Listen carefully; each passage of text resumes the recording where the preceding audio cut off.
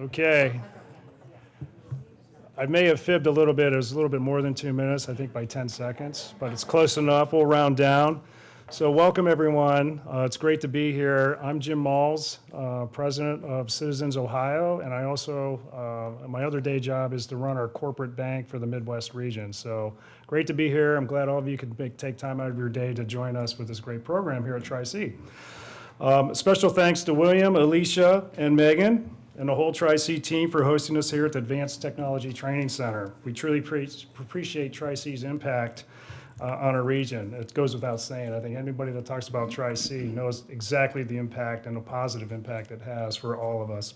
It's wonderful to have some of our community partners and leaders in workforce development here, including members of Tri-C's Board of Visitors who assist the college in developing responses to Northeast Ohio's workforce needs. I don't think Bill Kaler's here, but Bill, obviously from Team NEO, and Constant Hawk and Bob Beasley, so thank you. At Citizens, we help our customers, colleagues, and communities reach their potential because when we do, families are stronger, businesses grow, communities prosper, and economies thrive. That's why Citizens supports workforce development programs that focus on upskilling, reskilling, job training, career advancement, and digital literacy. Across our footprint, our colleagues logged more than 155,000 hours, the volunteer hours, I might add, of community service last year, and many hours included activities such as reviewing resumes, job shadowing, and teaching financial education to young people getting their first paychecks. How important is that? We all have children that when they get their money, they spend it quickly. We don't want that to happen. I want to take a minute to highlight some of our local workforce partnerships. We're proud to support Tri-C's efforts, and you'll hear more about that shortly. I want to acknowledge Megan O'Brien, head of the Tri-C Foundation, which back in my day on the board, I finally had great experiences on. So for her work in helping to build our partnership. Also joining us today, but I don't believe she's here, but I know the organization could be, is Missy Toms and the team from Youth Opportunities Unlimited. Youth Opportunities Unlimited prepares teens and young adults to become economically self-sufficient and helps to build Northeast Ohio's educated, skilled, and inclusive workforce. Thanks for being here to Youth Opportunities Unlimited.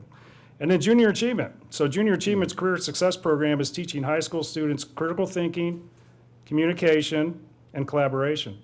We were fortunate to host students recently, and I'm part of that. It was really fun to see these kids come into the bank and tour some branches and meet with us in our boardroom.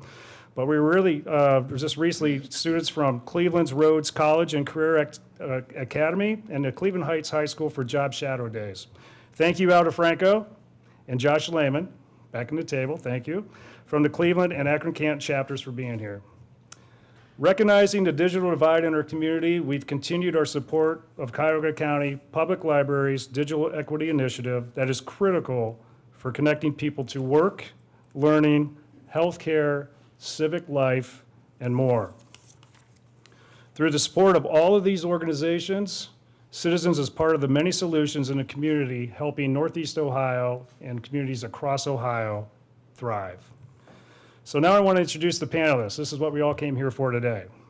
Our moderator today is Alicia Booker. Alicia, there she is. Alicia is the Vice President of Manufacturing at Tri-C, goes without saying.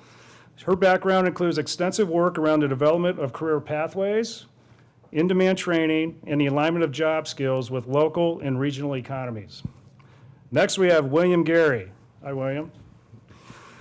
The Executive Vice President of Workforce, Community, and Economic Development at Tri-C. William has completely restructured Tri-C's workforce division. He changed the paradigm of program development and delivery to ensure the alignment and the business needs of employers and individuals seeking jobs at sustainable, livable wages, which is really key.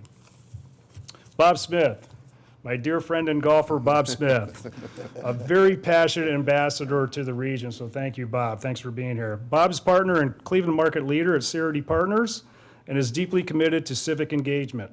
He was appointed chair of the JobsOhio board by Governor DeWine in 2019. And finally, Bruce Van Saun, chairman and CEO of Citizens Financial Group. Bruce has been with Citizens since 2013 and led our successful public offering in September 2014.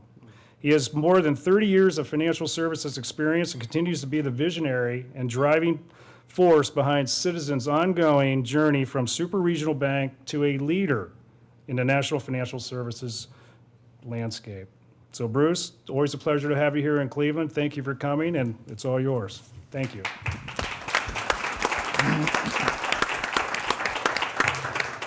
Thank you, Jim. It's great to have you on the team. Really augment our presence here in Cleveland. And thanks everybody for coming out today. Really look forward to a good conversation and appreciate your attendance. I think, one of the things that really brings us together is we see the perceived shared need around workforce development, and it's really important here in the state of Ohio. We've had a number of these sessions across other states in our footprint, and really have enjoyed the conversation and have a lot of learnings that come out of those sessions. So, state of Ohio, in particular Cleveland, is a very important market for us. We've been here quite some time. We're making investments in new people and look to continue to gain market share and serve the area well. So, helping strengthening communities we serve is the heart of the Citizens Credo, as Jim indicated. It's only possible if that includes a sustained effort around ensuring that the region's workforce is equipped for the challenges and opportunities facing Cleveland both today as well as in the future. And we know that having a good job is more than just having a paycheck. So the programs we support both in the community and within the bank focus on enhancing people's ability to meet their needs, pursue their goals, and advance their careers. Without question, the last few years have been very challenging. However, we stand here today against the backdrop of growing optimism as the impact of the pandemic continues to recede. Notwithstanding the mask we have to wear today, it is getting better, and life is increasingly returning back to normal. The development of vaccines and treatments have been game changers. Many folks are getting back into the office. The economy is recovering. That said, while all of that is true, we're still facing ongoing uncertainty about inflation, about interest rates, geopolitical conflict. It remains very clear that there are people and communities that have not fully recovered from the downstream impacts from the past few years, which is really what brings us here today. Cleveland is one of America's great cities, but like many regions, is facing a pivotal time for employers and workers as the pandemic has affected and influenced the workforce, employee needs, and how workers make choices about their livelihoods going forward. Many employers, including Cleveland manufacturers, hospitals, and companies in the tech, logistics, and transportation arenas, are facing a workforce shortage. They're all grappling with the best approach to retraining, and in many cases, first retaining, and then in many cases retraining the existing employees that they have. Citizens is no different. So we're an employer, a large employer. We have about 20,000 colleagues overall. And so we face many of the same issues as an employer in this environment. And we're laser focused on doing the work necessary to make sure that we have the right people with the right skills to serve our customers both today and well into the future. In our view, we can only thrive when our communities thrive, and to that end, we're partnering with organizations across the footprint that support low and moderate income individuals by providing the tools they need to compete for jobs that provide the foundation for long-term economic security.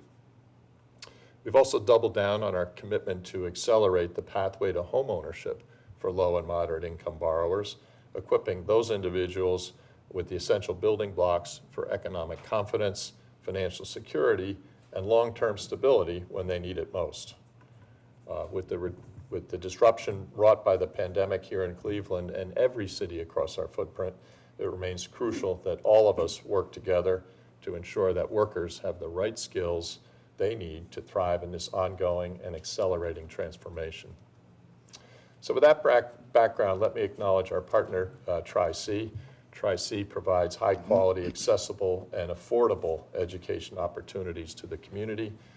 As education and workforce needs have changed, Tri-C has provided innovative and adaptive programming to not only allow students thrive, but that the region thrives as well. One innovation that we've been proud to be a part of is the mobile training unit. Yeah, I'll talk to that. It's right outside. The unit's a classroom on wheels with a hands-on lab designed to help advanced manufacturing industry address its training needs for workers. We bring the training to where the people are, which is great. I'm pleased to announce today that we're continuing our support with a $45,000 contribution to Tri-C for the mobile training unit. This brings our total giving to $275,000 for this program since the unit launched in 2017. It's parked outside, as I said. I hope you'll take a tour after the program concludes today. Before I close, I just want to say I'm grateful to be joined here today with distinguished panelists that we'll be talking with shortly, and to dig deeper into all of these issues and the collective work that we're all doing. It's my hope that we can come out of the conversation with a perspective on how we can best further align and work together to meet the accelerated workforce needs of today and tomorrow. So with that, I'd like to turn it over to Alicia Booker, who will lead us for that discussion. Alicia. Thank you, Bruce. Thank you all for being here today. We really just want to have a conversation about talent and what we're seeing in some of the challenges, specifically in Northeast Ohio, but really across the region. So with that, one of the things that Bruce talked about in his introduction was about the workforce challenge. What are we doing with finding talent? So this question really is to all of us here on the panel. Looking at how quickly these challenges have really escalated since COVID, and really the competition for talent. How are we keeping from having companies take, talent from each other? How significant do you think the workforce challenge is right now, and what do you think we can do to really stay in front of this? Mr. Geary? Well, thank you. First of all, let me thank you, Chairman Van Saun, and your team on behalf of all of us here at Tri-C, not only for all of your support in our mobile unit, but serving as a best practice model for what I consider to be corporate social responsibility. So I just want to acknowledge all of you for that. About 8 years ago, when Alicia and I arrived here in Cleveland, we were charged with the responsibility of completely restructuring our workforce development program to make sure that it was aligned with the in-demand businesses in our region, those sectors, primarily professional services, healthcare, manufacturing, IT, the list goes on, hospitality management, tourism, and our public safety. The challenge then is not the kind of challenge that we're facing today. In 2014, we had a plethora of individuals seeking employment, industries all over the place, with the mindset that if we have the jobs, individuals will come. Then all of a sudden, this thing called COVID hit. Now, I don't know about you, but for us, it completely transformed the conventional and traditional ways that Tri-C conducts its business and services. We had to completely transform from primarily an on-ground delivery system to a remote system. And fortunately, through the assistance of many of my colleagues here, Alicia Booker, my colleague Megan O'Brien, with her support from the foundation and others, we were able to make that transition, but the challenges still exist.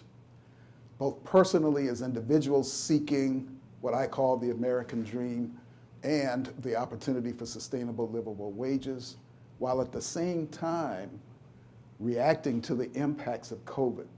And by the way, many individuals who were impacted are still suffering from the impacts of COVID, which is preventing them for re-entry into higher education and, quite frankly, into the workplace market. So one of the challenges is convincing and being able to respond to this paradigm shift. And a lot of folk feel that the reason that we have such a problem with identifying individuals for employment is because of the benefits that they've received. That people, because they are receiving these benefits, aren't interested in working. And our survey data indicates nothing could be farther from the truth. Individuals have family situations, and those of us who are part of this ecosystem now have to decide, in addition to delivering training and education, how do we now take a look at this composite ecosystem of an individual that is trying to navigate the challenges of COVID, the challenges of family, the challenges of wraparound services, food insecurities, financial insecurities, you name it. My last response would be the way we respond to that is not individually but collectively as partners of this ecosystem. Corporate social responsibility initiatives such as what Citizen is doing, higher education coming together to address some of the challenges and issues that our region faces. And those of you who have partnered with us via community-based organizations that are now on the same page working towards the same objectives of making sure that our region is economically viable for people of color and everyone that we serve. So I'll stop there. Well, when I think about the workforce challenges now, I think 10 years ago we knew the demographics were working against us. Up to that point in economic development, many of us were on a mission to just drive job increases, and then we realized we're going to have to work hard to keep the jobs we have because of people retiring. But the confluence of the declining birth rate and as well as the success in the number of major employers here in our community really has brought this home to bear. One of the things we've done at JobsOhio in the last year is had a marketing campaign about Find Your Ohio. Many of you would not have seen this because it is targeted to other markets across the country, especially the coast, where the cost of living is much more. The pandemic showed us people can live anywhere they want and have a job somewhere else. And so we've tried to target that and benefit from that. But the needs of our employers are great. The issue you raised, Alicia, about of our successes of new projects, the Intel project. Last week we announced the Ford project in Avon Lake. That starts with construction jobs that will be significant and will last many, many years. One of our board members is Lori Gillette, the CEO of Corning Kokosing, major construction company in Ohio. Their industry is just really concerned about where we're going to get the construction workers to build these facilities before the employees that do the work and the plants and the what happens at Avon Lake will be hired and made. So the challenge is significant, and necessity will lead to a solution. Our goal as people involved in economic development means we got to do what we can sooner to be a catalyst for the change that we need. So. Yeah, it's tough to add to two great answers, but I'd say I spend a lot of time with our corporate customers. In fact, Jim and I just were at a breakfast this morning, and very consistently, most companies are doing pretty well. They've figured out how to shift their business models to get through COVID. They want to play offense. There's good demand for their products and services, but they're constrained first by labor. They can't find the talent, and then they have supply chain issues, and more recently now they're dealing with inflation. So they're doing well, but they're a little grumpy. It's like, it could be even better. If only I had more people, or I could get the stuff I need to make my products. But to me, that's positive when you step back and you think about it. There is demand there for talent, and I think the trick is the folks you have through COVID. The needs have shifted, so business models are much more digital than they were before, and there's data and software engineers and coding and all the things that go behind that. So there's needs there. But in any business, they've had to pivot and make some adjustments. So companies themselves have an obligation to retrain and upskill their people, but then they need to bring in some new, fresh skills. And so kind of the trick is, how do you start looking in less obvious ways to be more inclusive and bring people into that labor force and give them the right skills to be successful.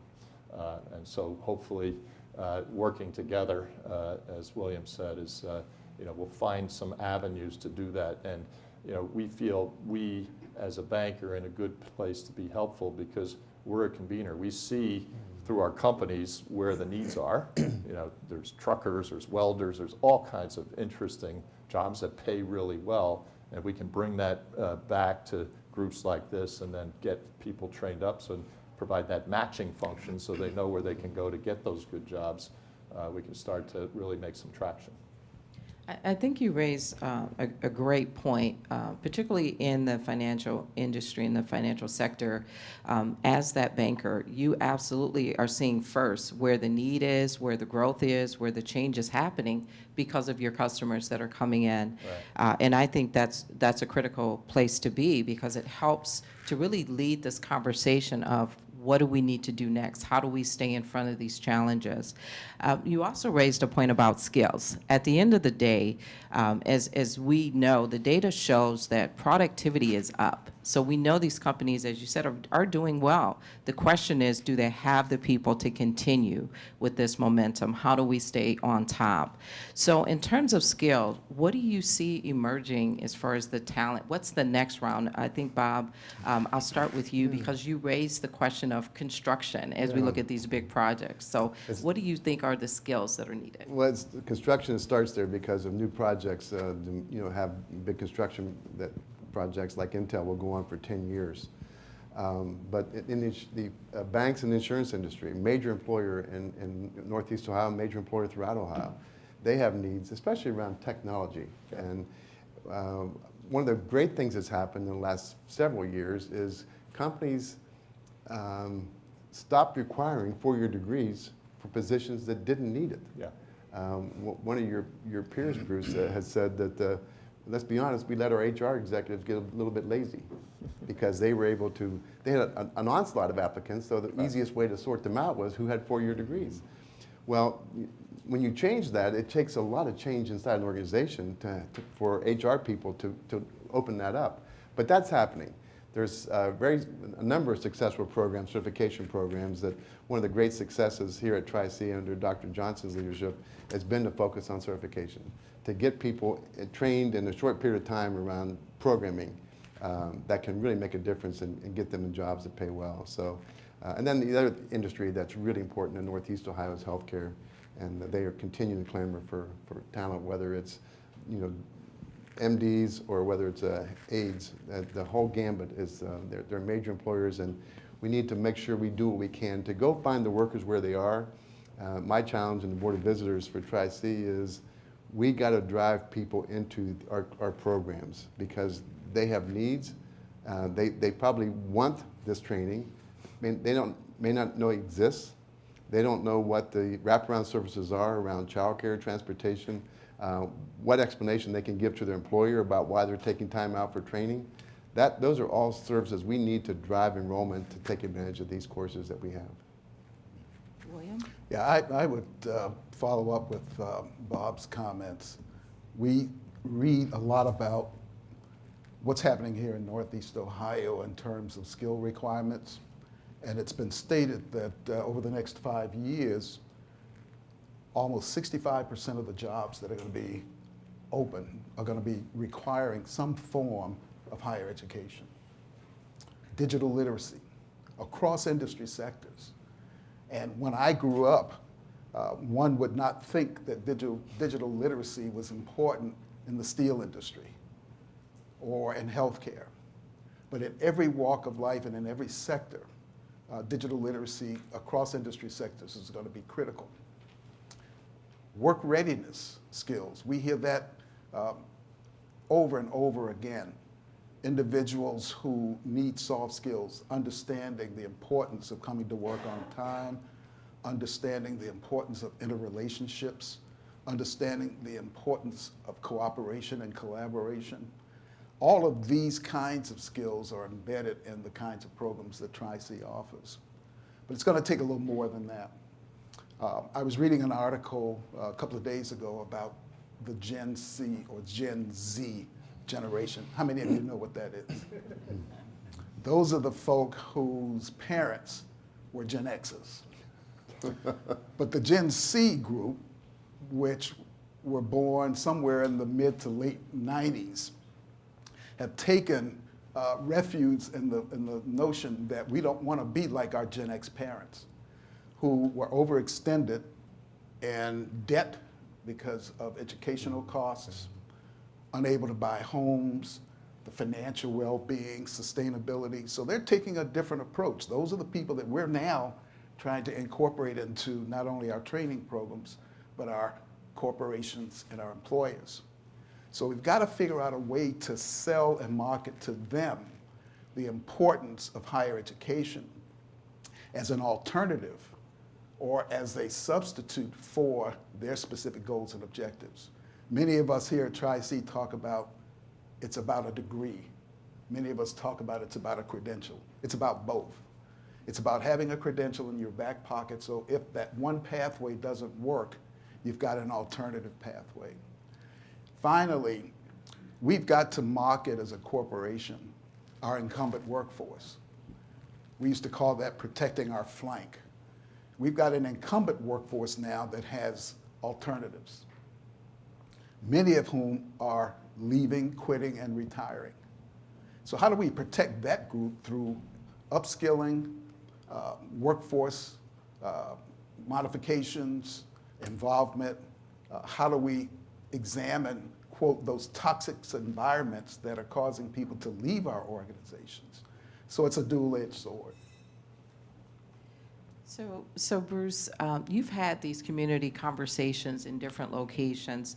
Can you give us some insight on, is the conversation different somewhere else? Is the grass greener? But then also, what are your thoughts on how to best address this war on talent? How do we find the right people with the right skills? Well, first off, I always correct everybody in the bank. There's not a war on talent, there's a war for talent. Good distinction. You can Good internalize that. It won't be like fingernails on a chalkboard. Well said. In any case, yeah, I'd say looking at conversations that we've had, and we've probably, this is like our fourth city of having this, that the fundamentals are the same. So the cooperation of the public sector, higher education, nonprofits with corporate America is really essential that we get alignment, but kind of the pull as to where the opportunities are a little different by region. So this is a kind of bigger manufacturing center than you'd find, for example, in Boston. They have more kind of life sciences and service businesses there. So the ultimate kind of skills that you're training up for could be different, but the fundamentals of how to go about it are fairly consistent. I'd say when it comes to this war for talent, from the corporate standpoint, it really starts with having a good business purpose, a vision that you can talk to people about, and a great culture, so people want to come work for you, and they know that you're really vested in the health and well-being of the colleague base, and that you've built out a strong, we call it a people program, so that once you get into the organization, it's not just for that job, it's for the career. We want Citizens to be known as a great place to work and build your career. So we put a lot of time and effort. We actually have a artificial intelligence-based program that is a career coach that's all digital, that people can say, these are my skills and my aspirations, and it'll pop up certain jobs that you could be qualified for in 5 years' time, and it'll suggest, here are the job rotations that you would need to get there, and here is some of the training that you have to take up. What's important to me too is that people have to be self-starters. So whether it's these people that we're trying to train up to get into the workforce, they have to be self-motivated to take on the skills that'll get them onto the ladder and get going. But then once those people get into our company, we'll provide the tools, but you have to be motivated to use those tools and keep investing in yourself, recognizing that the world's changing faster and faster, clock speed's going up, and the skill requirements are going to pivot. If you don't want to be a casualty and you don't want to be redundant, then you better be investing in yourself. And so I think we've done a pretty good job of creating that mindset inside the company that you're not going to have a person kind of counseling you, you got to do this. I mean, the managers are good counselors, but it has to come from within if you're going to be successful. If I could follow up just very quickly. And by the way, the model that Bruce just referred to, I believe is a model that's in collaboration with IBM. Yes, And that the speaks, Watson part of IBM. Yeah. that speaks volumes, the collaboration and trying to address this whole war on talent. But for us, I wanted to just put a Four, you plug got in. it backwards, four. Now we got you stumbling. We'll get him certified. But it's a matter of meeting people where they are as well. Yeah. And so the college now has launched an initiative called Access Centers and Job Hubs. We're not waiting for people to come to us. We're not waiting for the talent to come to us. In addition to these walls of delivery, we're taking the delivery system into the community and partnering with community-based organizations to try to attract individuals not only to training and credentialing, but eventually to higher education. In concert with that, the unit that Bruce referred to is a prime example of taking Tri-C programs to where people are. That unit goes out into the community and delivers the kinds of training and credentialing that individuals need in order to gain that sustainable, livable wage. And we need more of that. Thank you. I think that was a great point and a great follow-up. But I want to go back to really a point that Bruce made. You really were talking about job fit. And I think we talk so much about skills and wages, and that's why people come. But there are other things and other reasons why people come, and more importantly, stay at jobs. Yeah. So talk to us about how you feel not only the bank, but employers can really prioritize corporate social responsibility. We've seen it. We've seen, the social media now, and a lot of our younger talent really want more than a reason to come to work than just, I get a check. So Yeah. can you share a little Sure. about that? And, banking, I've been in banking for, we stopped counting at 30 years, over 30 years. What attracted me to it is I've always thought of it as a noble profession. So in your day job, you're helping positively impact either individuals' lives, your local community, companies' success. And so you have a platform to direct your skills in service of others. But then we also have a platform to serve communities through our volunteerism, and then we match the volunteerism with dollars like we're doing here today. And Jim read out the quote that during COVID, we actually had set our sights a little lower. We thought we'd maybe do 135,000 hours. The previous high had been 145,000. We did actually exceed that and go to 155,000 last year for an all-time high, which is, really, really terrific. We have about 1,000 people serving on nonprofit boards. And so particularly young people, when they have a chance to reflect on where do I want to go, what do I want to do, if you have a purpose and it's very clear that your culture is oriented around, we have the 3 C's, focus on helping customers is at the core of our credo, but then great place to work and build your career for colleagues, and then make communities great places to live, work, and play in.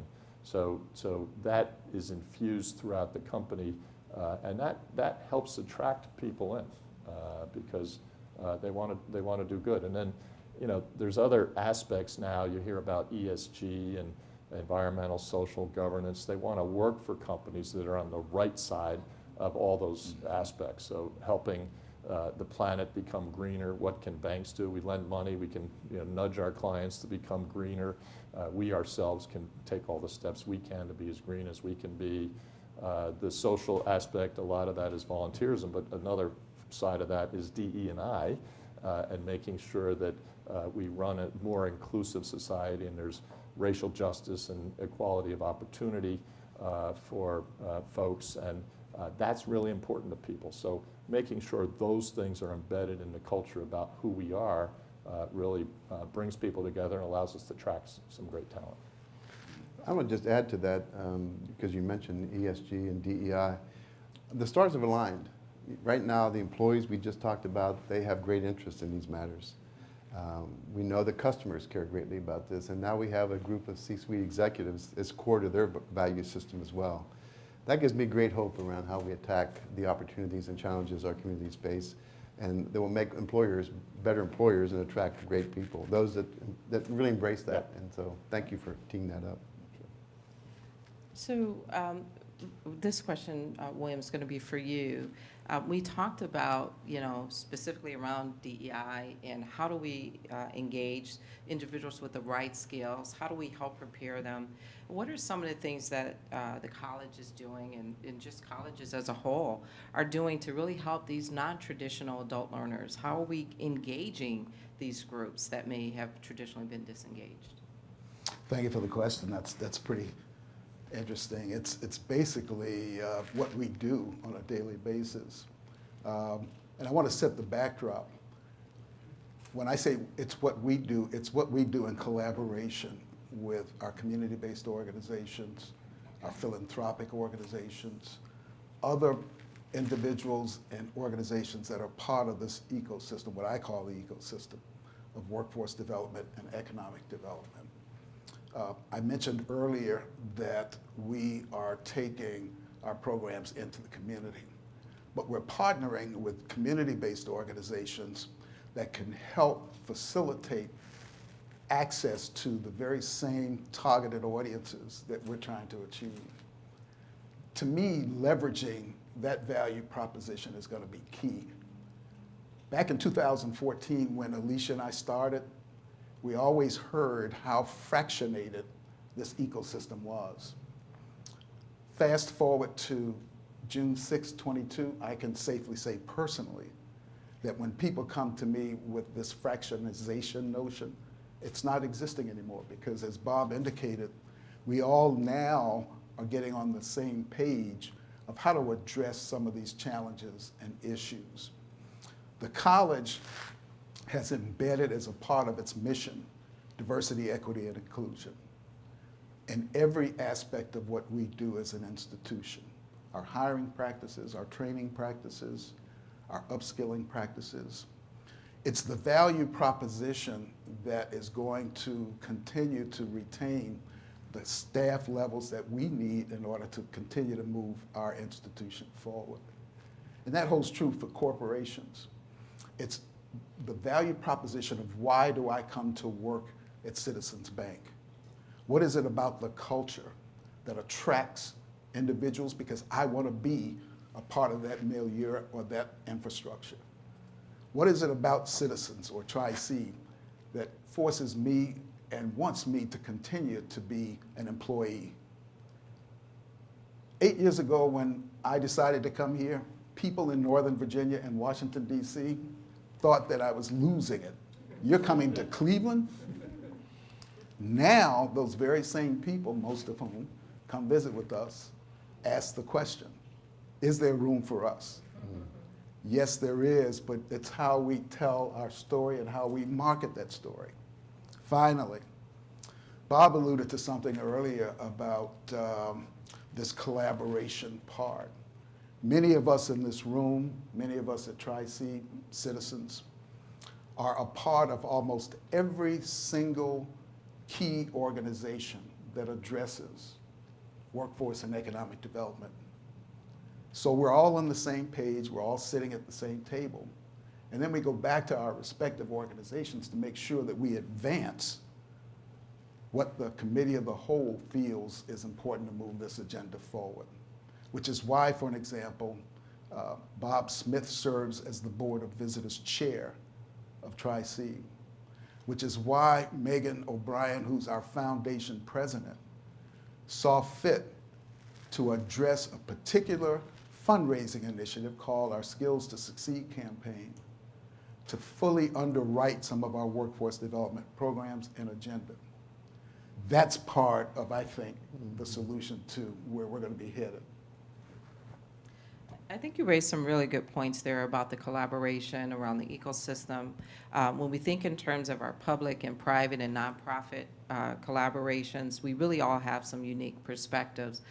Bob, you spoke specifically about some things that's happening with JobsOhio, bringing in companies, keeping talent, preventing the brain drain. That takes a lot of collaboration. Can you tell us a little bit about what you see are some of the best practices and some of the practices that we're using that are really working here in Ohio? So one of the things I'll call out involves William. William happens to chair the community college network, 22, 23 community colleges across the state.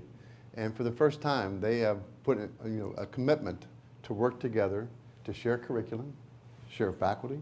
There's no sense of recreating programs and having underutilized faculty. Let's get them where they need to be. That stands out.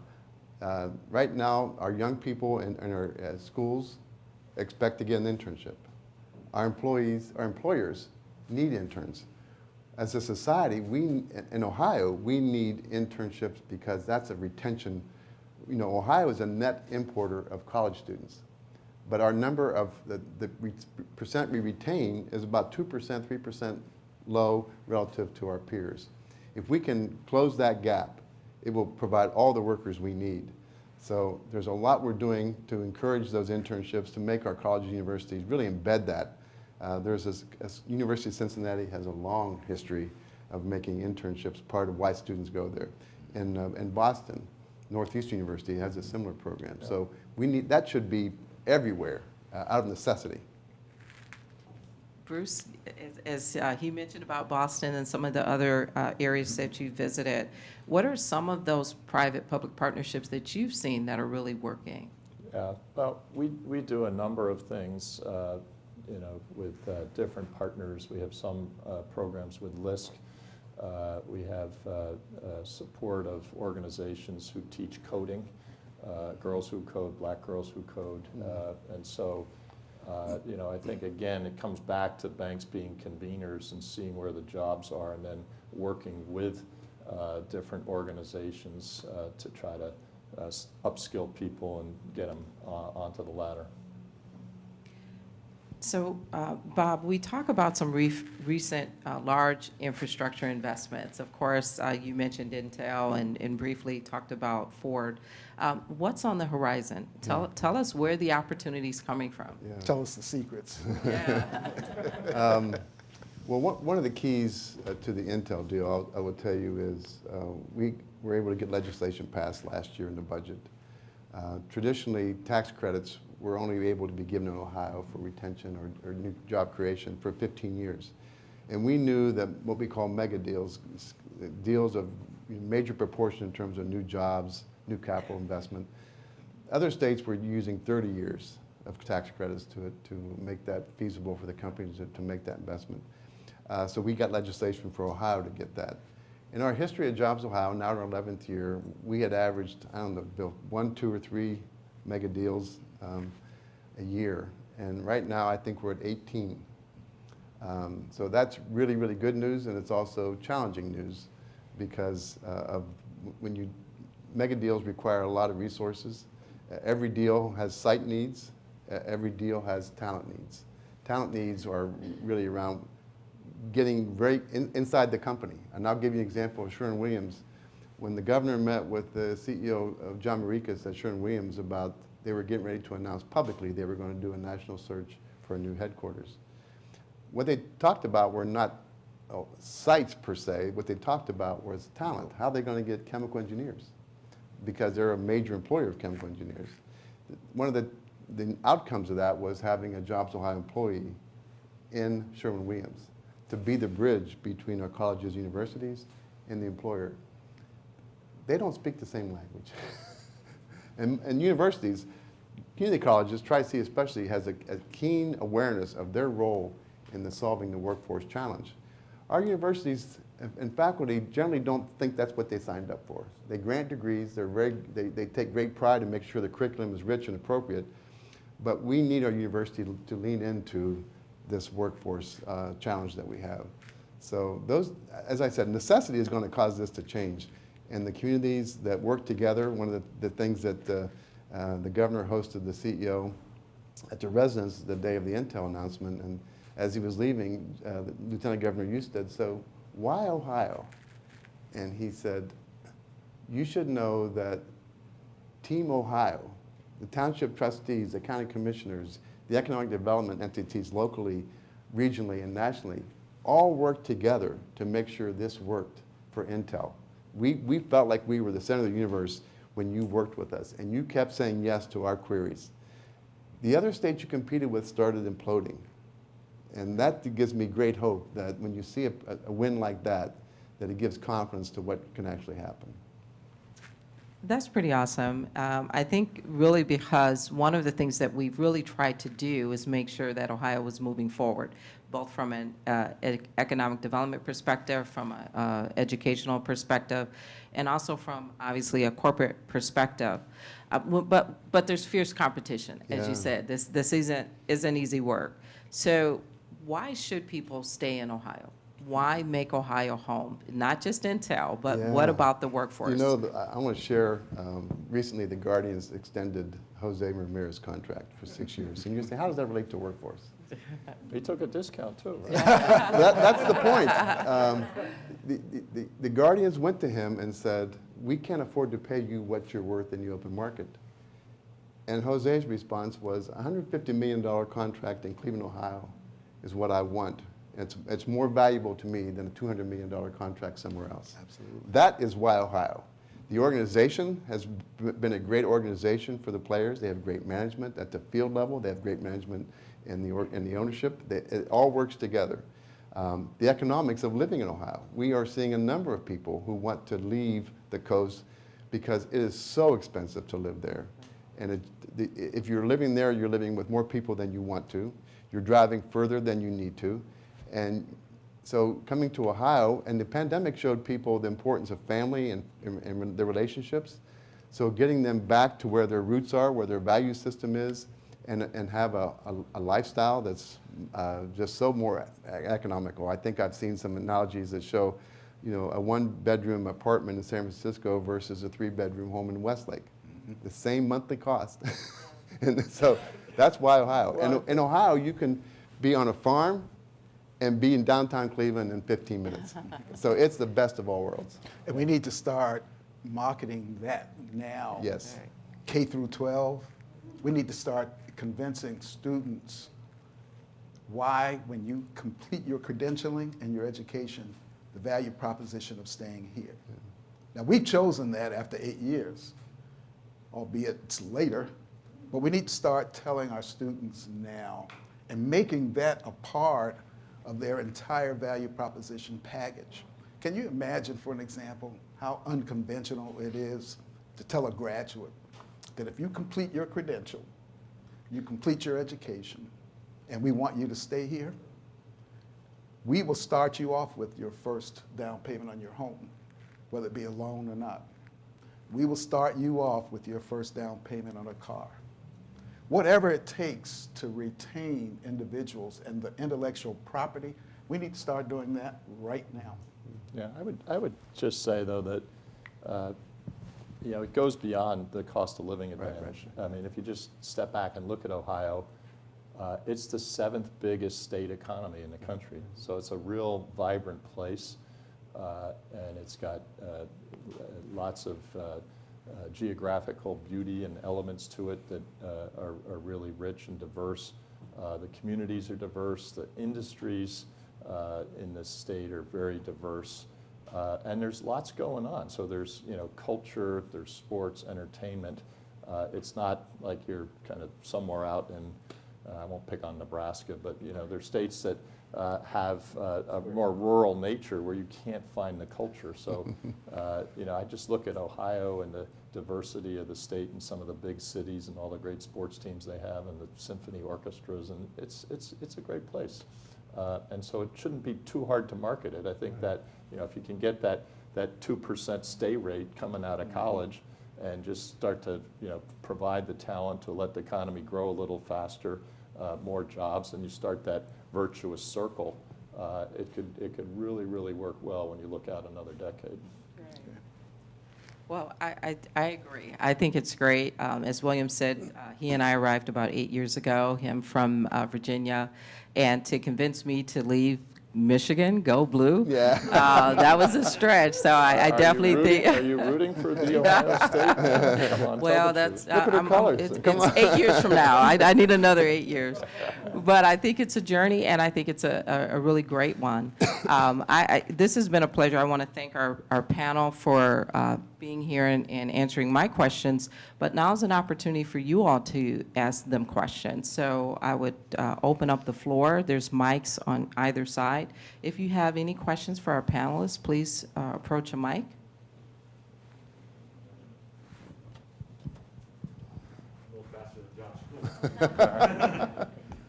I'm Al DeFranco with Junior Achievement of Greater Cleveland.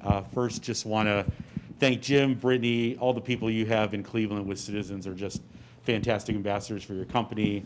Right. They obviously believe a lot in supporting what we do in K-12, so thanks for what you all do. We serve K-12 grade students, and a lot of what we do with Citizens is job shadows and experiential learning programs. We've talked a lot about Intel. We talked a lot about Sherwin, a lot of STEM careers. And where we struggle with the STEM career experiences is getting young ladies, young women involved. And that's a big push for us, because if we don't get them involved K-12, why are they going to go into a STEM career? So just curious in your experiences how you've been able to engage young women and women in your workplaces and what you all do, because it's critical. We serve in Cleveland, our K-12 schools are just north of 50% young women. So we just want to make sure that we're promoting these great careers to them as well. Sure. I think part of that is just focus, is making sure that you have a diverse workforce, and then we have something called business resource groups. One of the prominent ones is the WIN, the Women's Influence Network, where we bring role models out just to talk about careers and how they were able to navigate a career and climb the ladder while having family responsibilities and other things. And so creating that dialogue and that feeling of comfort and inclusion inside the company has been really effective.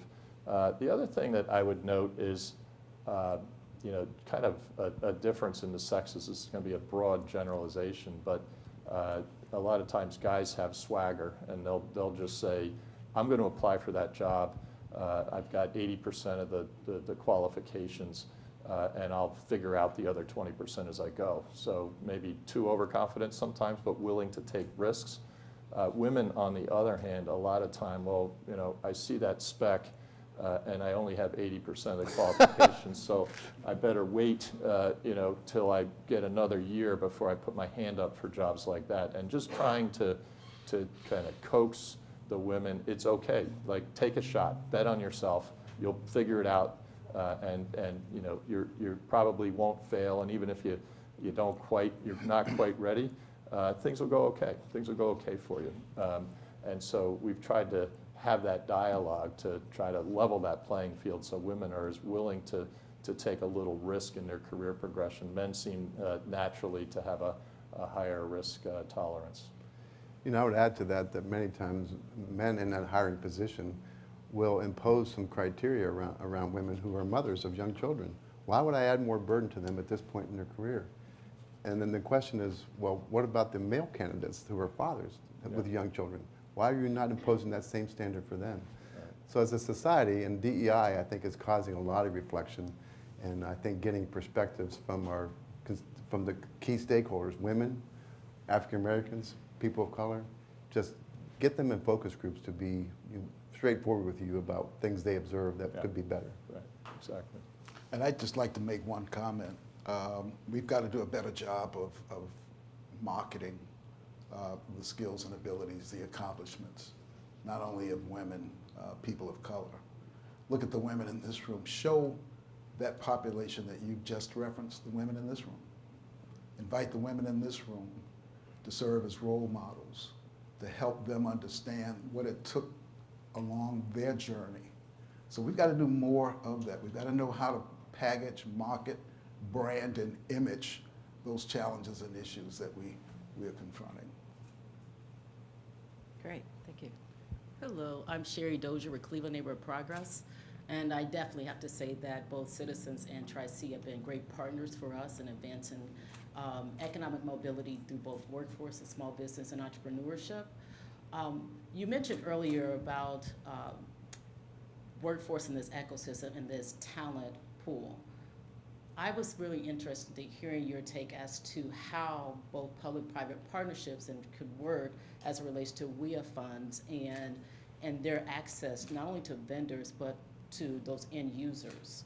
Whereas we see that many of the students have receive scholarships, but is there an opportunity to bifurcate some of those funds so that if you are in a jobs training program, that you would have access to dollars that are consumer-friendly dollars or access to products to actually use to remove barriers around transportation, around equipment, around things that could upskill you because you're in programs that do offer stipends, but those stipends are provided directly to the vendors as opposed to the users, the students being able to access those dollars. I'll start off, and Bob can speak a lot to this as well when it comes to something called our Workforce Development Board, or Ohio Means Jobs. That funding goes directly to those recipients who are seeking the training and the involvement in economic development. So that's one vehicle. I think that there are some other aspects to the response to your question, and they're philanthropic organizations, one of which I happen to serve as the chair of, and that's the Fund for Our Economic Future. That is a conglomeration of philanthropic, economic development, higher education organizations that focus on job preparation, job creation, and job access. It also focuses on directing and channeling funding directly to the source, so that in some cases the vendor is not the third party, that the monies don't go directly to the people that we want to serve. So there are existing vehicles, there are existing partnerships and collaborations. Do we need to do more of that? Absolutely. But if you've got some time after this, I'll be happy to share with you some of the kinds of things that might be able to advance, your question and respond to your question. I could add, one of the things I've heard being circulated, hopefully it gets more traction. To get unemployment right now, you have to show you are in an effort to get a job. If we would perhaps modify that to say, if you're getting training right now, you would also meet a criteria in lieu of not seeking a job or having a job. Obviously, you don't have a job or you wouldn't be getting unemployment.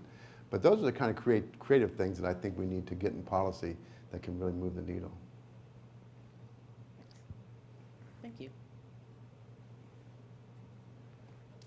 Good morning, everybody. My name is Josh Lehman, and I'm also from Junior Achievement. I'd love to just echo Al's sentiment in terms of our partnership with Citizens and the work that we do in the career and work readiness space. So for those who don't know, the state of Ohio legislature is actually working on a bill right now around tax incentives and other incentives around the brain drain. How do we keep students here in the state of Ohio in these amazing careers? So I'd love to learn and hear more about your opinion on how does that align with all the great work we're doing in the community to ensure that we're preparing these students for the future. But how does that in the state of Ohio and what we're doing at that level supplement the work and make sure that we're keeping students in Ohio? And what is your opinion on that type of effort? Well, the internship program is designed for employers to get young people who are local, so our local employers, to have local college students into their workplace with the goal of getting them hired as soon as they complete their degree or certification. That is a retention strategy at the end of the day.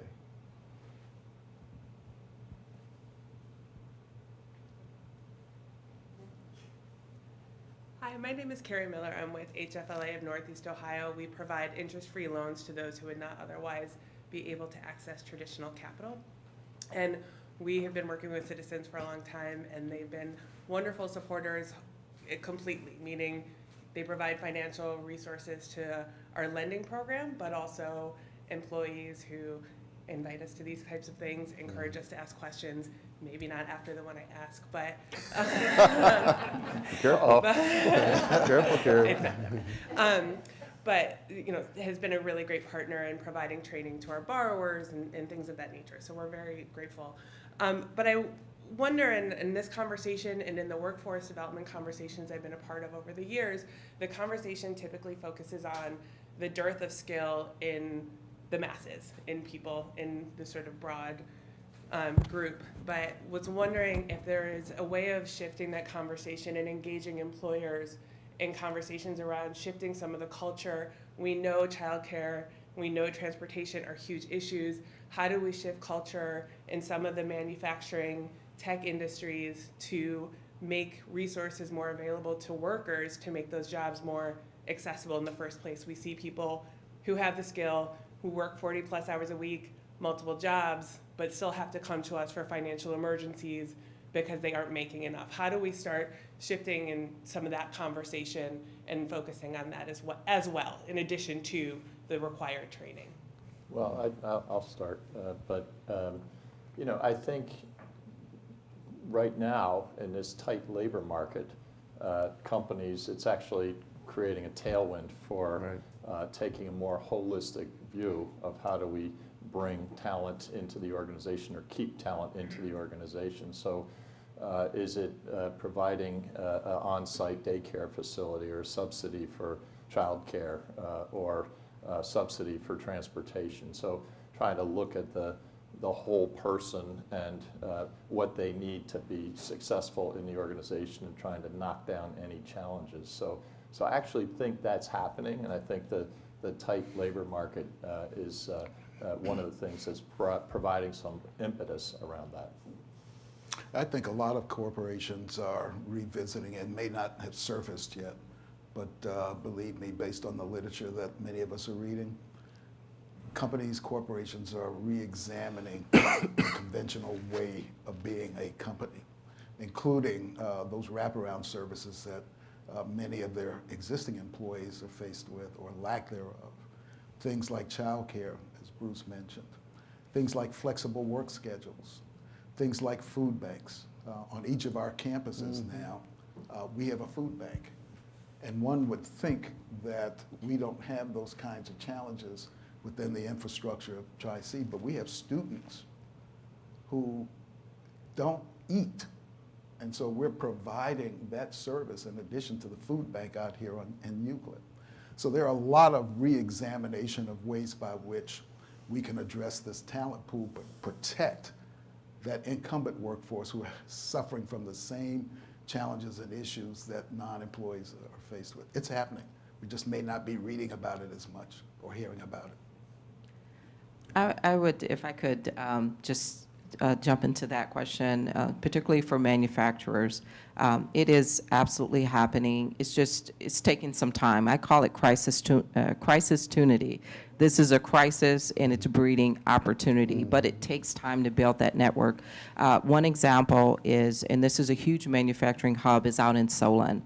And I can tell you that the city of Solon is partnering with RTA, and they have developed a mobility task force to address those issues. One of the issues is how do people get to work? Folks that work in some of these places in Solon, for example, don't live in Solon. So how are we helping support that? How do we add to that? So I do see the efforts. I think they are moving. They're coming along. I do think recovery is going to force those to move even faster. So I'm encouraged by what I'm seeing. So thank you for the question. And thank all of you who asked questions today. I want to ask that you join me in thanking our panelists. This has been a very great discussion, so thank you so much.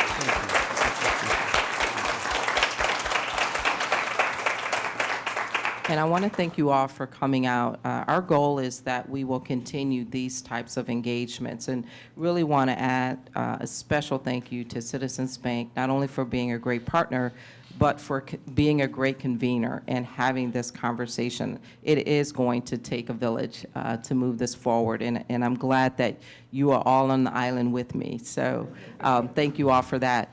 We do have our labs open here. One of the labs we have, this is a shameless plug for Tri-C. One of the labs we have here is our Robotics Lab, which provides support and training for our students throughout not only the Cleveland Metropolitan School District, but high school students throughout. We have over 700 students enrolled in our robotics program that's learning how to program. We also have, as was mentioned, our mobile unit. Our mobile training unit has been out to a number of employers as well as high schools, libraries, Montessori schools. So we take it into the community intentionally to help not only bridge that digital divide, but add opportunity around STEM careers for students, minority, and women. And so we want to make sure that you have an opportunity to see that and to also see what we do here. But more importantly, just thank you for being here and being part of our conversation. Thank you all.